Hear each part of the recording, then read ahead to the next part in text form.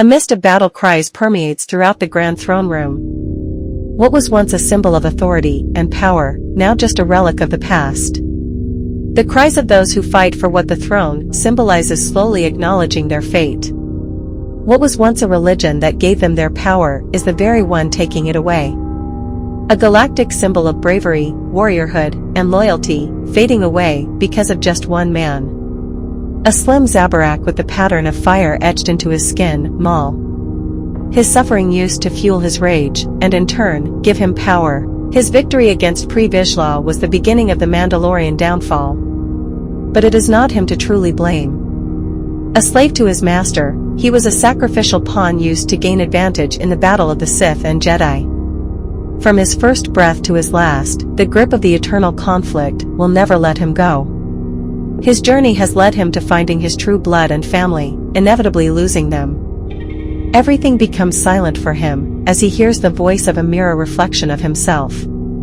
He could see the suffering in the eyes of Anakin, he could sense the rage fueling him. He now knows the source, the very source from which Maul obtained all his agony, his former master, Sidious. After years of confusion, he understands his master's grand plan. He knows the Jedi's downfall is inevitable, and he knows Anakin is the final checkmate of the Invisible War. Anakin Skywalker, the Chosen One. It is said you would bring balance to the Force, HMH, Maul snickered. Your reign on Mandalore is over, you have caused enough damage.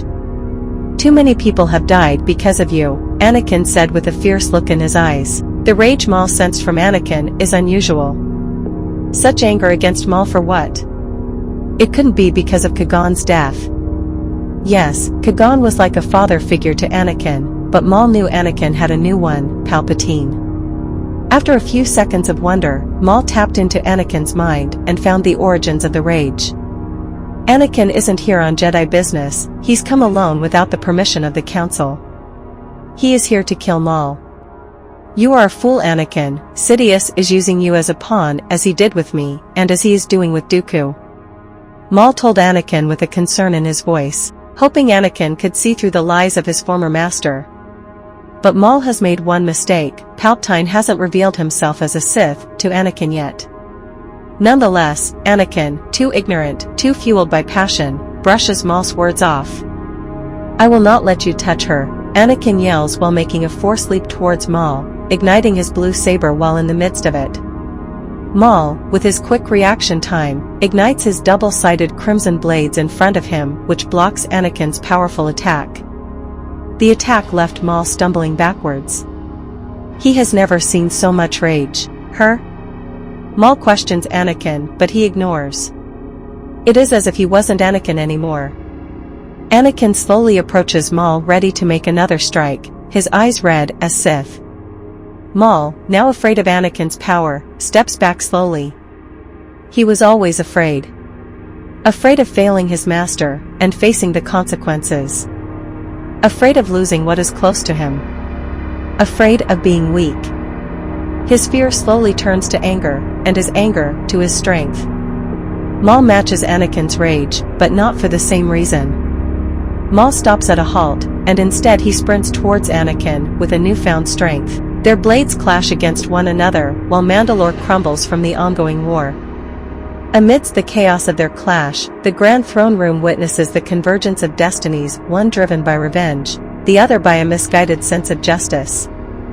The echoes of lightsabers reverberate through the shattered remnants of Mandalore, a testament to the hidden war that has plagued the galaxy. As Maul and Anakin engage in a fierce duel, each strike is a manifestation of the turmoil within them. Anakin, fueled by his attachment and the shadows of a tragic past, channels his raw power into every swing.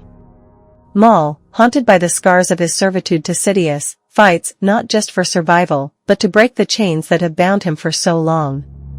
The battle unfolds with a breathtaking display of acrobatics and sheer power, shaking the very foundations of the once majestic throne room. Amidst the clash, Maul seizes a moment to confront Anakin about the true nature of their shared adversary. Anakin, can't you see? Sidious is manipulating you just as he manipulated me. You're a pawn in his game, a pawn that he'll discard once he's done with you, Maul warns, desperation tainting his voice. But Anakin, consumed by the intensity of his emotions, remains deaf to Maul's plea. The two warriors continue their brutal dance, lightsabers weaving intricate patterns in the air. As the battle rages on, the echoes of their conflict reach the ears of those still loyal to the ideals that once defined Mandalore. Bo-Katan, a witness to the devastation brought upon her people, rallies the remnants of the Mandalorian resistance. As the dust settles from their intense clash, Mandalore stands on the brink of ruin. Anakin, fueled by the dark side, looms over the defeated Maul. The Grand Throne Room, now a mere reflection of its former glory, bears witness to the culmination of years of conflict. Maul, battered and broken, looks up at Anakin with a mix of defiance and resignation. The once indomitable warrior now faces the inevitable, his fate hanging by the thinnest thread. Anakin, his eyes ablaze with the intensity of the dark side, raises his lightsaber for the final strike. The air becomes heavy with the weight of the impending doom. Just as Anakin is about to deliver the fatal blow, a voice echoes through the chamber. "Stop, Anakin." It is Obi-Wan Kenobi, who, having sensed the disturbance in the Force, arrives at the scene. Anakin, momentarily shaken by the unexpected appearance of his former master, hesitates. "Anakin, don't let the darkness consume you. This is not the Jedi way," pleads Obi-Wan, his voice carrying the weight of their shared history. Anakin, torn between the desire for revenge and the echoes of his Jedi training, struggles to regain control. Maul, seizing the opportunity, uses the Force to pull himself away from Anakin's impending strike, creating a brief distance between them. Obi-Wan, his lightsaber ignited, stands ready to defend against any further aggression. The Grand Throne Room becomes a stage for a complex dance of destinies, where the past, present, and future collide. Maul, gasping for breath, addresses Anakin with a mixture of bitterness and revelation. "You see, Skywalker, your destiny is not your own. Sidious has manipulated us both. You are a pawn in his grand design." Anakin, caught between the words of Maul and the teachings of Obi-Wan, grapples with the conflicting forces within him. The fate of Mandalore, the destiny of the Jedi, and the insidious influence of the Sith converge in this pivotal moment. Anakin, caught between the words of Maul and the teachings of Obi-Wan, grapples with the conflicting forces within him. The fate of Mandalore, the destiny of the Jedi, and the insidious influence of the Sith converge in this pivotal moment. The Grand Throne Room, once a symbol of power and authority, now stands witness to the intricate tapestry of choices and consequences. The invisible war, fought not only with lightsabers but with the very fabric of the Force, hangs in the balance. The echoes of the battle cry linger, dissipating into the remnants of a shattered past. Anakin, teetering on the precipice of his own internal struggle, succumbs to the intoxicating whispers of the dark side. With a swift and merciless strike, he drives his lightsaber through Maul's heart, ending the Zabrak's tortured existence. As Maul falls to the ground, defeated and lifeless, Anakin's eyes blaze with an unsettling mix of triumph and anguish. Obi-Wan, standing in shocked disbelief, realizes the depth of Anakin's fall. The Grand Throne Room, now a silent witness to the tragedy, holds its breath. "You were my brother, Anakin. I loved you," Obi-Wan utters.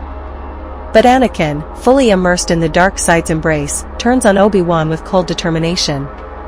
The air crackles with tension as lightsabers clash once more, but this time, it's a duel of master and apprentice. Obi-Wan fights, not just to survive, but to reach the Anakin he once knew, the young Jedi who had been a beacon of hope. Anakin, fueled by anger and resentment, attacks with a ferocity that surpasses anything Obi-Wan has faced before. Their lightsabers dance in the fading light of Mandalore, a tragic ballet of destiny, betrayal, and unfulfilled potential. The Grand Throne Room, now a silent witness to the fall of a hero, bears the scars of a conflict that has transcended generations. In a final, heart-wrenching clash, Anakin overpowers Obi-Wan, delivering a fatal blow. Obi-Wan crumples to the ground, his eyes reflecting a mix of sorrow and regret. The echoes of their battles, both physical and metaphorical, reverberate through the Grand Throne Room. As Anakin stands alone amidst the wreckage, his once bright destiny now stained with darkness, he gazes at the lifeless bodies of Maul and Obi-Wan. The Grand Throne Room, once a symbol of power and authority, now stands as a haunting testament to the cost of unchecked ambition.